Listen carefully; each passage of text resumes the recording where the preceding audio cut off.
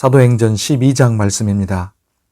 그때 헤롯 왕이 손을 들어 교회 중에서 몇 사람을 해하려 하여 요한의 형제 야고보를 칼로 죽이니 유대인들이 이 일을 기뻐하는 것을 보고 베드로도 잡으려 할새 때는 무교절 기간이라. 잡음에 옥에 가두어 군인 4씩인 4패에게 맡겨 지키고 6월절 후에 백성 앞에 끌어내고자 하더라. 이에 베드로는 옥에 갇혔고 교회는 그를 위하여 간절히 하나님께 기도하더라.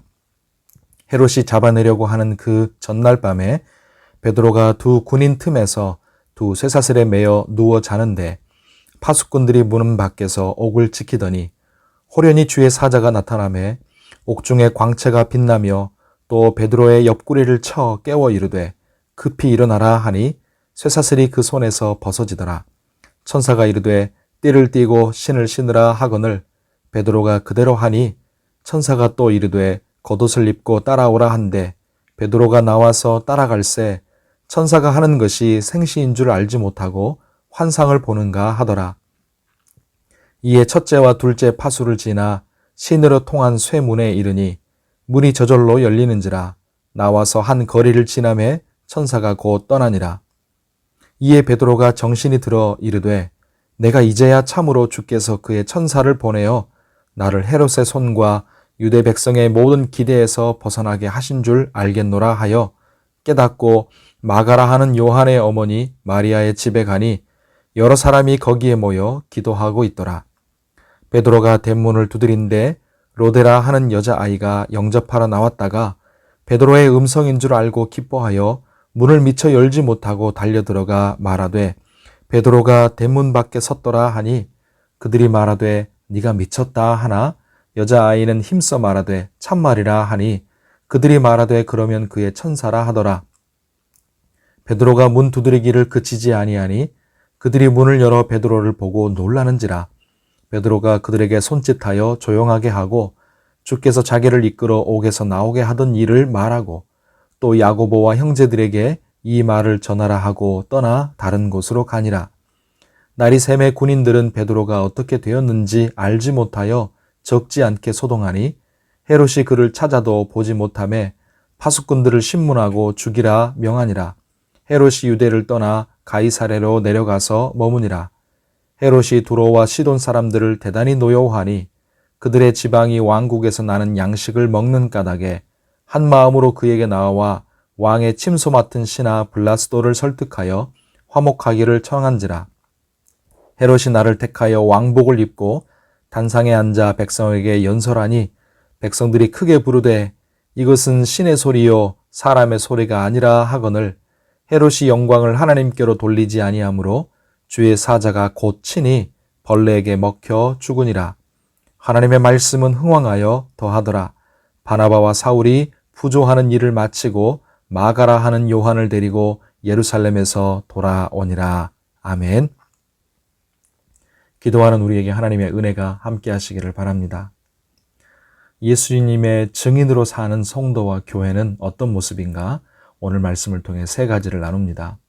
첫째로 성도와 교회는 위협과 고난 중에도 하나님의 주권을 믿습니다. 같은 사도인데 야고보는 죽임을 당했고 베드로는 옥에서 건짐을 받고 살아났습니다. 하지만 이것은 하나님이 사람을 편애하신 것이 아니라 하나님의 주권입니다. 그리고 하나님은 선하시고 하나님의 부르심에는 후회함이 없으십니다. 야고보도 베드로도 하나님의 주권을 믿었고 순복했습니다. 둘 다 언제든지 고난당하고 순교할 준비가 되어 있었던 것이죠.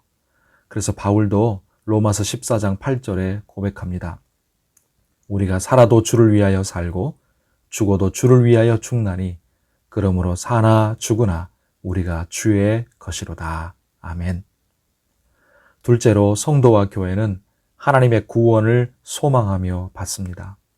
예수님도 그리고 순교한 스데반이나 야고보도 그리고 베드로도 모두 하나님이 구원해 주실 것을 믿고 소망하며 살았었고 또 죽음도 맞이합니다. 스데반과 야고보는 죽임을 당했지만 천국으로 구원을 받은 것이고요. 베드로는 아직 사명이 남아 있었기 때문에 육신의 생명을 구원받았습니다.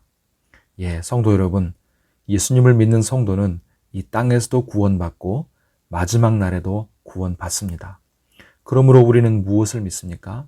고난 후에 영광이 있음을 믿습니다. 죽음 후에 부활이 있고 수고 후에 상급이 있고 희생 후에 승리가 있음을 믿습니다. 우리는 예수 안에서 구원받았습니다. 구원받아가고 있습니다. 그리고 구원받을 것입니다. 셋째로 성도와 교회는 사랑으로 기도하여 응답받습니다. 5절에 베드로가 옥에 갇혀 있을 때 교회는 그를 위하여 간절히 하나님께 기도했습니다. 사랑의 마음을 가지고 기도하고 중보한 것이죠. 하나님은 그 기도에 응답하셔서 죽기 전날 밤중에 옥문을 여시고 베드로를 구원해 내십니다. 야고보서 5장 16절 끝에 말씀합니다. 의인의 간구는 역사하는 힘이 큼이니라. 아멘. 그러므로 성도 여러분, 누군가를 위해서 사랑으로 기도하시기 바랍니다.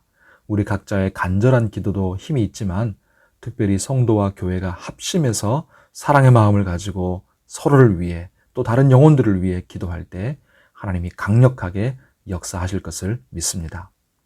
자, 지난 8장에서도 오늘 12장과 비슷한 상황이 벌어졌었죠.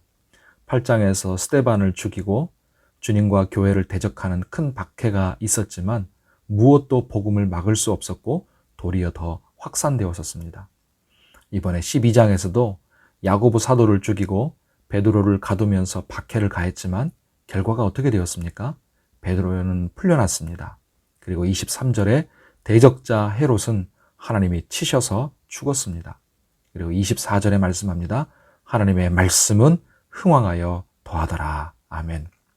이 하나님의 말씀이 흥왕하여 더하다는 말은 복음이 힘있게 전파됐다는 말과도 또 성령의 역사가 강력하게 일어났다는 말과도 같은 말입니다.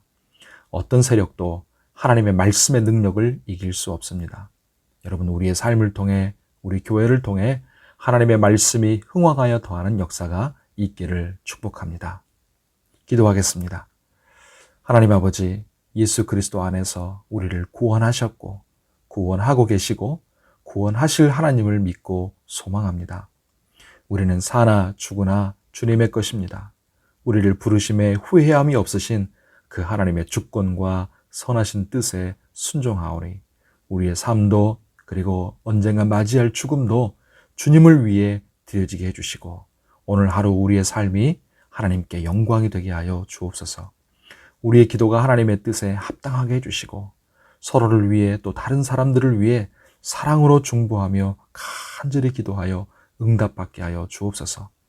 연약한 우리와 교회를 통해 하나님의 말씀이 흥왕하게 해주시고 복음이 힘있게 전파되며 생명들이 살아나는 역사가 일어나게 하여 주시옵소서. 장래로 슬픔을 당한 유족들을 위로해 주시고 예수님 안에서 확신과 소망을 품고 감사하며 힘을 얻게 해주시고 모든 장래 절차가 은혜 가운데 잘 이루어지도록 도와주시고 영광을 받아 주시옵소서.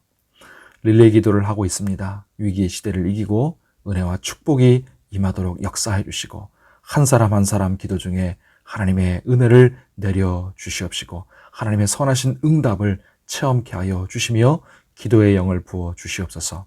우리 모든 성도들의 삶을 건강하고 안전하게 지키시고 환우들을 치료하시고 회복되게 하여 주옵소서. 간절히 주님 앞에 부르짖는 기도를 응답하시고 들으실 하나님을 찬송하며 예수님의 이름으로 기도하옵나이다. 아멘.